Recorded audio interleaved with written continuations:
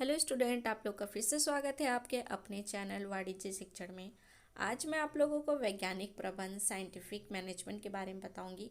बहुत ही सरल रूप में समझने के लिए मेरे चैनल को सब्सक्राइब करें। मेरे चैनल का नाम है वाणिज्य शिक्षण, जो कि आप लोगों के लिए बहुत ही आवश्यक और वाणिज्य शिक्षण से जितनी भी जानकारियाँ हैं वे आप लोगों तक कंटिन्यू पहुँचाती रहती है। तो चलिए शुरू करते हैं। आज का हमारा टॉपिक वैज्ञानिक प्रबंध। वैज्ञानिक प्रबंध का शाब्दिक अर्थ प्रबंध को वैज्ञानिक ढंग से करना है, अर्थात प्रबंध के रूढ़िवादी विचारधाराओं को छोड़कर आधुनिक वैज्ञानिक विचारधाराओं का प्रयोग करना ही वैज्ञानिक प्रबंध है। इस संबंध में टेलर ने कहा है कि प्रबंधकों को कोई भी काम करने से पहले उसका गहन विश्लेषण करना चाहिए और उसी के आधार पर निर्णय लेना चाहिए, ना कि जो पुराने समय से जो पिछले मतलब जो शुरू से चलते आ रहे हैं रूढ़िवादी विचारधाराओं के आधार पर प्रबंध के कार्य को नहीं करना चाहिए। आधुनिक जो अभी की विचारधाराएं हैं उनके आधार पे अपना जो वैज्ञानिक प्रबंध को पूर्ण रूप से करना चाहिए। जो आधुनिक विचारधारा हैं उनको अपनाते हुए अपने प्रबंध को कार्य पूरा करना चाहिए, जिसे हम वैज्ञानिक प्रबंध का रूप दिए हुए हैं। F.W. टेलर द्वारा प्रतिपादित प्रबंध की वैज्ञानिक विचारधारा निम्नलिखित 4 सिद्धांतों पर आधारित है। तो चलिए हम ये चारों सिद्धांत कौन कौन से हैं देखते हैं। सबसे पहले हम देखेंगे विज्ञान, ना कि रूढ़िवादिता। यह सिद्धांत इस बात पर जोर देता है कि हमें हर समय नए नए प्रयोगों द्वारा नवनीतम पद्धतियों की खोज करके अपने काम को सरल बनाने का प्रयत्न करना चाहिए। इसमें यही कहा जा रहा है कि हमें पुराने जो रूढ़िवादी विचारधाराएं हैं उनके आधार पर अपना कार्य नहीं करना चाहिए, बल्कि जो आज के आधुनिक जो नए नए प्रयोगे हैं, विचारधाराएं हैं, उन पद्धतियों को खोज करके अपने जो प्रबंध के कार्य हैं उनमें उनको अपनाना चाहिए।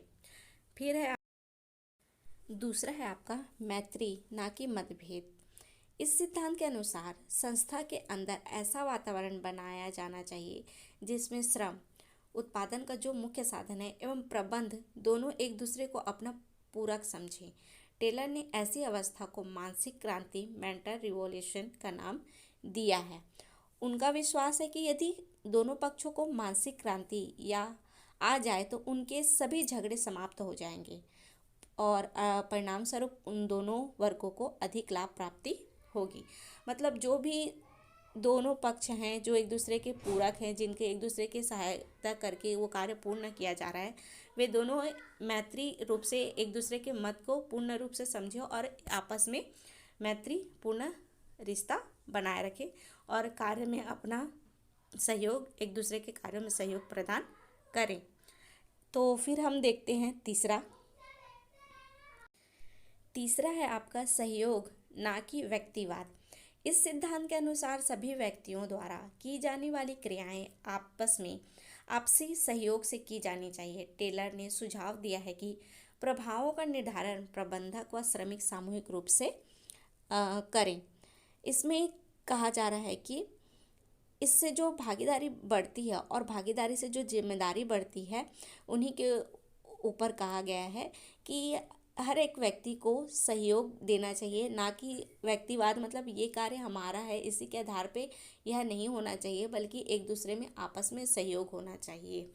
तो जिसके आधार पे जो वैज्ञानिक प्रबंध का कार्य है उन्हें हम और भी बहुत अच्छे तरीके से करें, यह भी वैज्ञानिक प्रबंध के सिद्धांत के अंतर्गत आता है। फिर हम देखेंगे इसी प्रकार हम चलिए आगे देखते हैं चौथा क्या सिद्धांत है। प्रत्येक व्यक्ति का उसकी अधिकतम कुशलता एवं सफलता का विकास। इस सिद्धांत के अनुसार प्रत्येक व्यक्ति की कुशलता के स्तर पर उसके चयन से ही ध्यान दिया जाना चाहिए। सभी के लिए उपयुक्त प्रशिक्षण की व्यवस्था की जानी चाहिए। यह भी ध्यान रखा जाना चाहिए कि प्रत्येक व्यक्ति को उसकी रुचि एवं योग्यता के अनुसार ही काम सौंपा जाए।